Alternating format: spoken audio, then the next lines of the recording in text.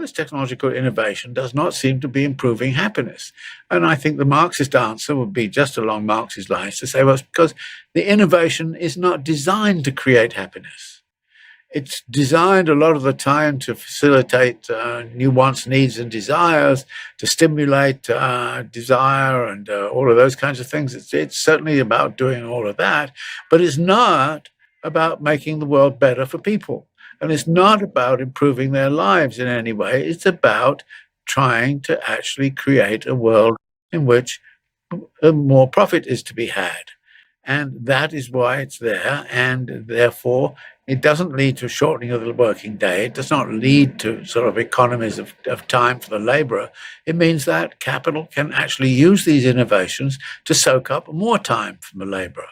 Capital and capitalism may be brilliant at creating a cornucopia of new products, of new ideas, of new possibilities, new consumption patterns and new lifestyles and all the rest of it. It is fantastic at doing that. But it's also not only producing all of those new commodities and all of the possibilities of real improvement of wealth, what capital also produces is alienation. Now put that together. In other words, there you have the contradiction, the central contradiction of what capital is about. This is what Marx is identifying, that there is this contradiction between capital as a dynamic, creative force, and at the same time, it's creating alienation and increasing alienation, so that the increase of productivity is associated with an increase in alienation and alienating behavior.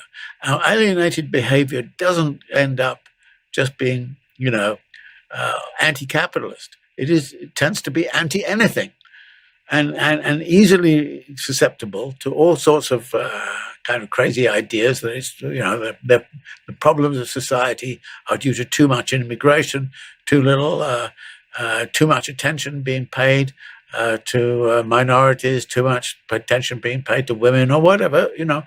Anything can come up there as a form. But the fundamental contradiction is this: between capital as a productive and constructive force in terms of increasing the productivity of labor, but doing it in a way which is kind of increasingly oriented towards the maximization of profit, versus capital, which is increasingly alienating and is creating alienated labor.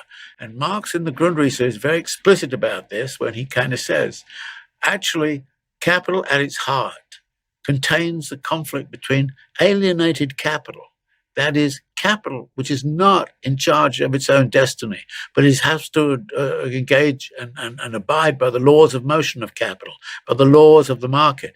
The coercive laws of competition force capital to employ labor harder and harder and harder. And therefore the capitalist is alienated. And of course, the laborer is alienated because their creative capacities and powers are taken over by another. And those creative capacities and powers are turned into something which is making something which maybe you don't care about. I mean, do you really want to make munitions to go and blow people up in Ukraine? Or is that what you want to do? The answer is no, but it's a job, and I have to do it. And do I really want to do a job where I'm, alienated in the sense that I'm screwing people in terms of opioid addiction and all the rest of it? Is that what I want to do? The answer is no. Well, that's the only way I can make money, therefore I have to do it.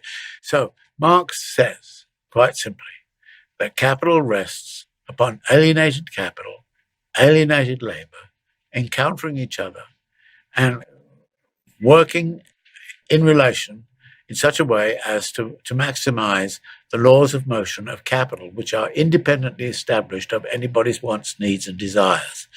Remember, the definition of a market in Adam Smith is a market is one in which prices cannot be determined by any one individual.